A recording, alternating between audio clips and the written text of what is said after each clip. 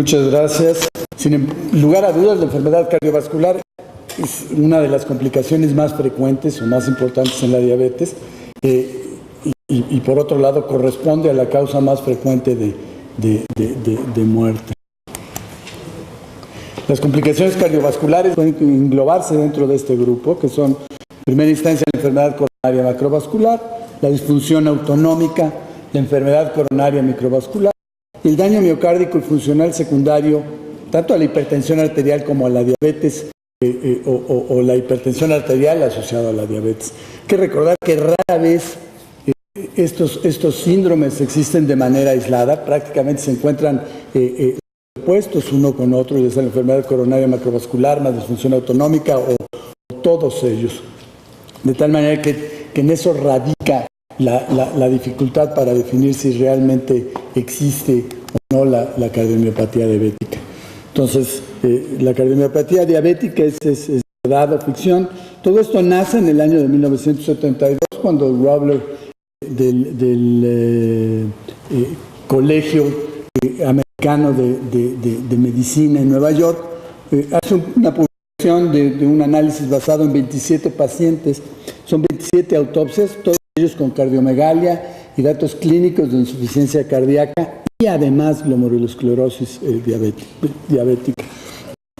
Fueron descartados 23 de los pacientes por presentar hipertensión arterial sistémica o enfermedad coronaria. Los hallazgos en patología fueron básicamente de fibrosis entre los componentes miofibrilares e hipertrofia miofibrilar, y en los pequeños vasos coronarios intramurales se encontró con depósito en la íntima de material gas positivo e hipertrofia de la misma. Desde entonces, el grupo de Robler define a la cardiomiopatía diabética como la presencia de insuficiencia cardíaca con dilatación ventricular en ausencia de hipertensión arterial sistémica o enfermedad coronaria. Como comentaba, hay prácticamente 40 años de condición elusiva hacia el término, debido a que en primera instancia ni se han definido criterios absolutos para caracterizarla, tampoco hay estudios diagnósticos definitorios. A lo largo del tiempo, con el advenimiento de la disfunción diastólica, se incluyó el concepto de disfunción diastólica dentro de la miocardiopatía diabética o cardiomiopatía diabética, y en los últimos años, con el advenimiento del tratamiento intensivo de la insulina, hay algunos autores que consideran que la cardiomiopatía diabética, por lo menos en el paciente con diabetes tipo 1, ha desaparecido. Y si bien también el concepto de diabetes tipo 1 cada vez se aleja más al de diabetes tipo 2. Vamos a tratar de analizar algunas situaciones relacionadas a la misma cardiomiopatía y más que discutir su existencia, probablemente hablaremos del concepto de lo que implica la diabetes dentro o como parte del desarrollo de la insuficiencia cardíaca y por qué es considerado tan significativo. Población general, la prevalencia de la insuficiencia se estima en alrededor de 0.5% en hombres y en mujeres. En pacientes diabéticos la prevalencia entre 9 y 22, o sea, mucho más alta que la población general. En un estudio de Kaiser Permanente, que es una compañía de seguros y ahora de medicina prepagada, de 1.566 pacientes, la prevalencia de insuficiencia cardíaca fue de 11.8 para enfermos con diabetes, 4.5 para enfermos sin diabetes. También mucho mayor en mujeres. Estas son algunas de las tablas de Kaiser Permanente. Como pueden observar ustedes, tanto la prevalencia como la incidencia de la insuficiencia cardíaca en el paciente diabético se encuentra incrementado de manera significativa. Por otro lado, la prevalencia de diabetes en el paciente con insuficiencia cardíaca varía entre 13 y 46%. En algunos registros como SOLT, y en donde la definición de la insuficiencia cardíaca, fracción de expulsión por abajo de 45%, la prevalencia de la diabetes llega a ser hasta de 45%. En EDIR, que es un registro americano de insuficiencia cardíaca, la prevalencia fue de 44%, y baste comentar que en los registros, conforme fueron avanzando los años, sobre todo en los últimos 5 años, el incremento de un incremento de aproximadamente un 25 a 30%. En relación a la disfunción diastólica, alrededor de 4 estudios seguidos de manera adecuada, prácticamente la prevalencia de disfunción diastólica o de insuficiencia cardíaca en pacientes con diabetes se encuentra entre 25 y 34%. Esta es nada más una gráfica de la diabetes a lo largo del tiempo en pacientes con insuficiencia cardíaca y el efecto de él en alapril. Ok, ahora, los pacientes con diabetes se encuentran en mayor riesgo de desarrollar insuficiencia cardíaca. En Framingham, el riesgo relativo de desarrollar insuficiencia cardíaca en alrededor de 5,000 pacientes se incrementó 1.82 veces en los hombres y 3.75% para las mujeres.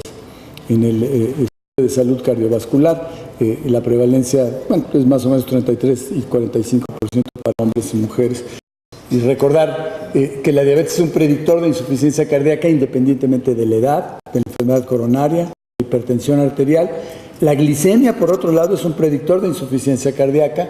Cada incremento de 1% en la hemoglobina glicosilada se asocia a un incremento de 8% en el desarrollo de la insuficiencia cardíaca.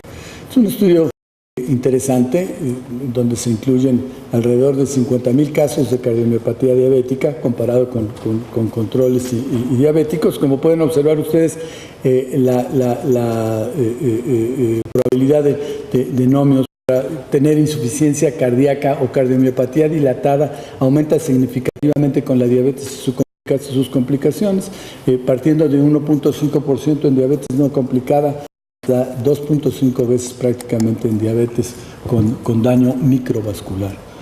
El pronóstico también se ve ensombrecido en el paciente que tiene diabetes e insuficiencia cardíaca. Una corte de pacientes con criterios Framingham, la sobrevida fue de 35% para los diabéticos en comparación con 46% para los no diabéticos. En CHARM, el riesgo de muerte y hospitalización fue mayor para los pacientes con diabetes mellitus, y baste comparar que la fracción de expulsión, la mortalidad de los pacientes con fracción de expulsión conservada era similar a la de los pacientes sin diabetes con fracción de expulsión disminuida. ¿Sí? Este es el mismo estudio de Bertoni en comparación a la sobrevida actuarial de pacientes con diabetes y la aparición de insuficiencia cardíaca. La mortalidad aumenta de manera muy importante. Estas son las características de los pacientes con CHARM.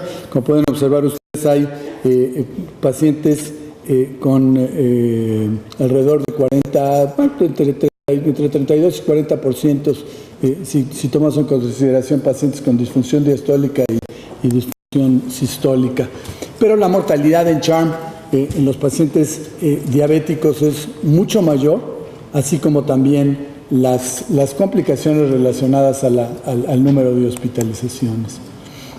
La presencia de hiperglicemia, como comentábamos, se asocia definitivamente a una mortalidad por lo menos 2 veces mayor en el infarto del miocardio, y la sobrevida de la enfermedad coronaria en el diabético compara la enfermedad de un solo vaso con la enfermedad de 3 veces en el paciente que no tiene diabetes. La incidencia de insuficiencia cardíaca después de la revascularización quirúrgica o por angioplastia es mucho mayor en el paciente diabético. La prevalencia de hospitalización en insuficiencia cardíaca es mucho mayor en el paciente diabético comparado con el no diabético, 25 versus 11%. Y por otro lado, a pesar de que la calidad de la enfermedad coronaria ha disminuido en los últimos años con el advenimiento de las diversas formas de la optimización de los tratamientos médicos y las estatinas, sin lugar a dudas la mortalidad de la diabetes mellitus tipo 2 no ha cambiado para nada. Es una relación nada más entre los niveles de glucosa y la prevalencia de insuficiencia cardíaca. Como pueden ver, ustedes aumenta de manera muy importante. Y aquí la relación entre los niveles de hemoglobina glicosilada y la posibilidad de hospitalizaciones en el paciente con insuficiencia cardíaca. Nuevamente, la elevación de la hemoglobina glicosilada aumenta la posibilidad de hospitalizarse. Las anormalidades funcionales que se han descrito en el paciente con diabetes son básicamente un incremento en la masa ventricular, en el grosor de la pared, aumento de la rigidez arterial y así como de una fracción de expulsión reducida. Todos estos son resultados del estudio de Strong, dependientes de la masa corporal o de la presencia de hipertensión arterial. Por otro lado, desde el punto de vista negativo, que recordar que en la diabetes se ha descrito también prolongación del periodo preexpulsivo, del periodo de expulsión, acortado, obviamente la fracción de expulsión disminuye en reposo y en ejercicio, lo cual habla de una reserva miocárdica deteriorada.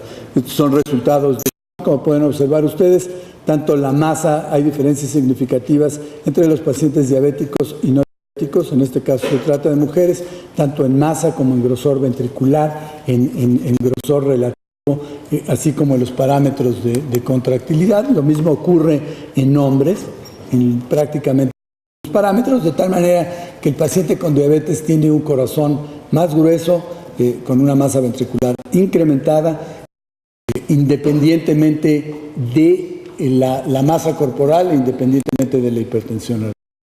Esta es la descripción de lo que sería la disfunción diastólica en el paciente con diabetes.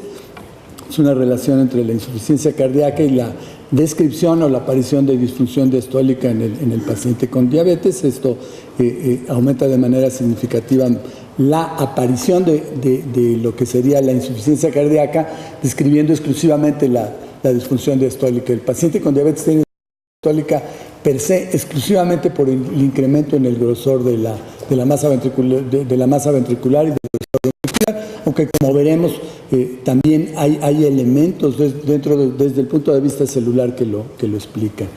En el paciente con diabetes e insuficiencia cardíaca han sido esencialmente fibrosis, infiltración intersticial con material Paz positivo, como describía Robler en sus artículos originales, y alteraciones en la membrana basal capilar, incluyendo la formación de aneurismas. Este es un estudio muy interesante llevado a cabo por los holandeses, en donde incluyen 60 pacientes que son sometidos a biopsia endomiocárdica por insuficiencia cardíaca.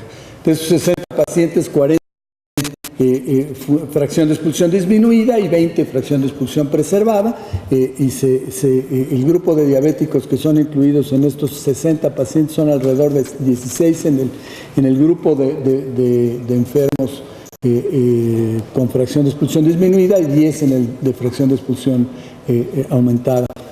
Los hallazgos, y básicamente lo que se busca en este estudio es, uno, la presencia de disfunción diastólica in vitro en el cardiomiocito. La segunda, la presencia de productos de la glicosilación terminal como fenómenos de daño específico por diabetes. Y finalmente, las alteraciones del volumen de colágeno medido en todos ellos. Los hallazgos en el estudio básicamente encuentran que los pacientes con disfunción o los pacientes con diabetes tienen un número incrementado de productos de glicosilación terminal, y que esto correlaciona también incluso con el deterioro en la función ventricular como tal, que la disfunción diastólica como tal se observa básicamente en los pacientes que no tienen deterioro en la fracción de expulsión. El de colágeno guarda una relación muy importante con los pacientes que tienen dilatación ventricular o alteración en la función diastólica. Los factores asociados a la aparición de insuficiencia cardíaca en el paciente con diabetes son básicamente la edad, la duración de la diabetes, el uso de insulina, la cardiopatía isquémica, la enfermedad vascular periférica, la elevación en los niveles de creatinina, el pobre control glicémico, la microalbuminuria y el daño microangiopático. La etiología, sin lugar a dudas, es muy variada. Se ha descrito en primera instancia la presencia de neuropatía autonómica, como mencionaba Jorge Gaspar con anterioridad, o sea, la presencia o la estimulación simpática mejora la contracción ventricular y aumenta los índices de relajación del ventrículo izquierdo. La ausencia de estimulación simpática puede producir todo lo contrario. Se ha mostrado también que la disautonomía produce una disminución en la captura de calcio por el retículo sarcoplásmico, y en los estudios de autopsia se ha mostrado disminución en las reservas de catecolaminas lo cual puede comprometer tanto la función sistólica como la diastólica. Es un estudio de la demostración de disminución de reservas catecolamínicas en el paciente con diabetes, que lo único que habla finalmente es de disfunción autonómica y de la respuesta al final sobre la contractilidad, aunque es curioso que utilicemos la denervación por un lado para explicar la disfunción sistólica en el paciente con diabetes y que la podamos utilizar, como comentaba Jorge Gaspar, para la mejor tratamiento de la insuficiencia cardíaca, que esto tendrá que ser evaluado. Se han descrito, por otro lado, alteraciones en la homeostasis del calcio como tal, actividad reducida de ATPases, tanto de la del retículo sarcoplásmico como la del sodio calcio y de la calcio ATPasa, todas ellas dependientes de la expresión del gen SERCA2. Existen múltiples estudios que asocian la presencia de retinopatía diabética con insuficiencia cardíaca.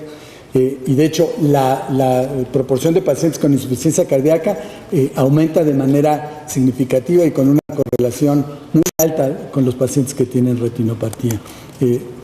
Se ha escrito de hecho una hipótesis en común que habla de la expresión disminuida del factor de crecimiento vascular endotelial, de la expresión de disfunción endotelial del factor de von Willebrand, la elevación de moléculas de adhesión, ICAM y BICAM, así como incrementos en el factor de necrosis tumoral alfa con los consecuentes efectos sobre la reserva vasodilatadora. Por lo menos hay 7 estudios que demuestran una correlación entre estas alteraciones. La hipótesis única pretende explicar obviamente que la elevación en la glucosa aumenta las especies de oxígeno reactivas conjuntamente con el aumento de los ácidos grasos, como veremos posteriormente, y podría explicar la aparición de ambas patologías. Es un ejemplo nada más de cómo la existencia de retinopatía produce un aumento muy importante en el número de pacientes con enfermedad cardíaca. La hiperglicemia, por otro lado, juega un papel muy importante, inhibe a la gliceraldehído 3-fosfodeshidrogenasa, produce un aumento a nivel de la vía de los polioles, también a nivel del hexosamina con modificación de las proteínas. Todo esto conlleva a acumulación de productos avanzados de la glicosilación terminal, así como también a una expresión incrementada de la proteína sinasa.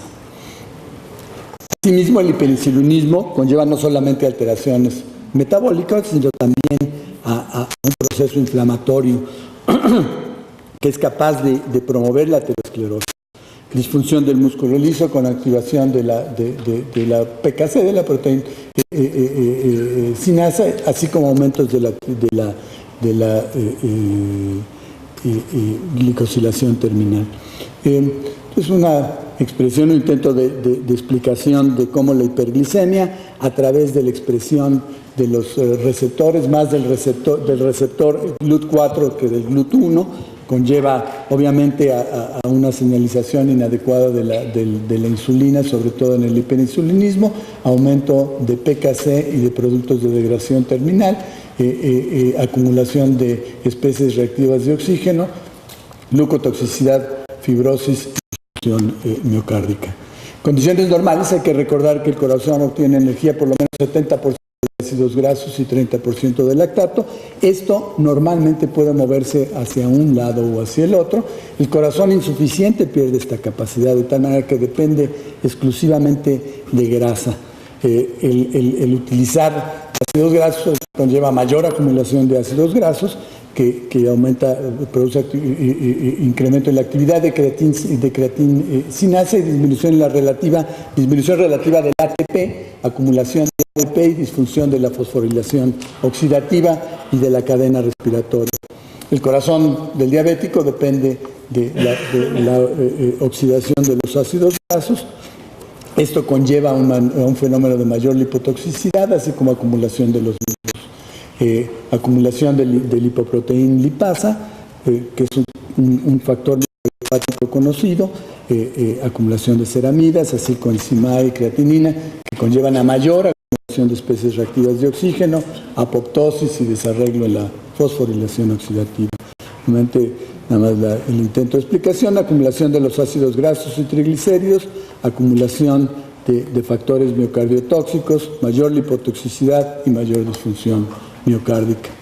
Los ácidos grasos, por otro lado, son capaces de activar a la PPAR-alfa, el cual es un transcriptor de genético que conlleva mayor acumulación de ácidos grasos en el cardiomiocito.